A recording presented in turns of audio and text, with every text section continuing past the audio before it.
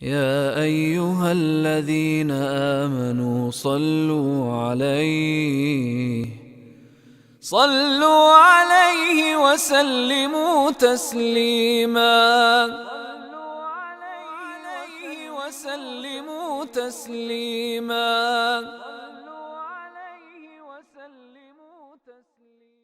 عبداللہ بن مسعود رضی اللہ عنہ کہتے ہیں کہ رسول اللہ صلی اللہ علیہ وسلم نے عشاء پڑھی، پھر پلٹے تو عبداللہ بن مسعود کا ہاتھ اپنے ہاتھ میں لے لیا اور انہیں ساتھ لیے ہوئے مکہ کی پتھریلی زمین کی طرف نکل گئے۔ وہاں انہیں ایک جگہ بٹھا دیا، پھر ان کے چاروں طرف لکیریں کھینچ دیں اور ان سے کہا، ان لکیروں سے باہر نکل کر ہرگز نہ جانا، تمہارے قریب بہت سے لوگ آ کر رکیں گے، لیکن تم ان سے بات نہ کرنا اور وہ خود بھی تم سے بات نہ کریں گے۔ عبداللہ بن مسعود رضی اللہ عنہ کہتے ہیں، پھر رسول اللہ صلی اللہ علیہ وسلم جہاں جانا چاہتے تھے وہاں چلے گئے۔ اسی دوران کہ میں اپنے دائرے کے اندر بیٹھا ہوا تھا، کچھ لوگ میرے پاس آئے، وہ جاٹ لگ رہے تھے، ان کے بال اور جسم نہ مجھے ننگے دکھائی دے رہے تھے اور نہ ہی ان کے جسموں پر مجھے لباس نظر آ رہا تھا۔ وہ میرے پاس آ کر رک جاتے اور لکیر کو پار نہ کرتے، پھر وہ رسول اللہ صلی اللہ علیہ وسلم کی طرف نکل جاتے، یہاں تک کہ جب رات ختم ہونے کو آئی تو آپ صلی اللہ علیہ وسلم میرے پاس تشریف لائے۔ میں بیٹھا ہوا تھا، آپ نے فرمایا، رات ہی سے اپنے آپ کو دیکھتا ہوں، یعنی میں سو نہ سکا۔ پھر آپ دائرے کے اندر داخل ہو کر میرے پاس آئے اور میری ران کا تکیہ بنا کر سو گئے۔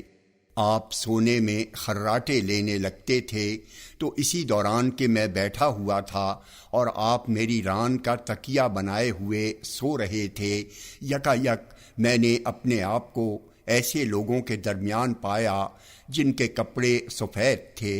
اللہ خوب جانتا ہے کہ انہیں کس قدر خوبصورتی حاصل تھی۔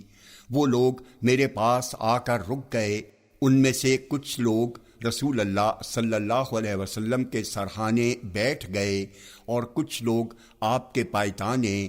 پھر ان لوگوں نے آپس میں باتیں کرتے ہوئے کہا، ہم نے کسی بندے کو کبھی نہیں دیکھا جسے اتنا ملا ہو جتنا اس نبی کو ملا ہے۔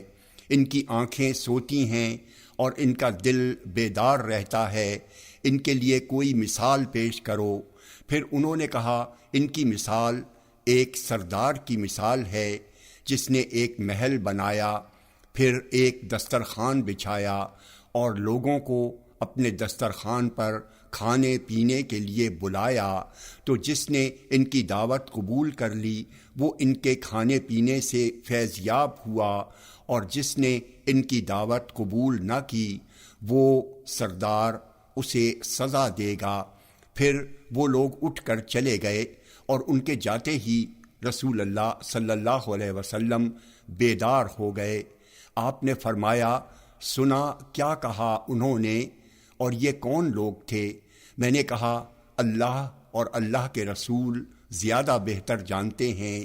آپ نے فرمایا، وہ فرشتے تھے۔ تم سمجھتے ہو انہوں نے کیا مثال دی ہے؟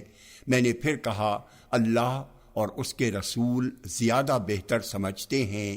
آپ نے فرمایا، انہوں نے جو مثال دی ہے وہ ہے رحمان اللہ تبارک و تعالیٰ کی۔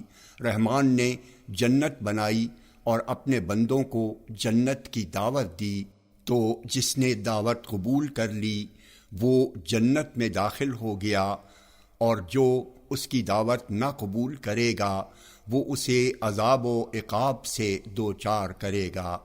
جامع ترمذی حدیث نمبر 2861۔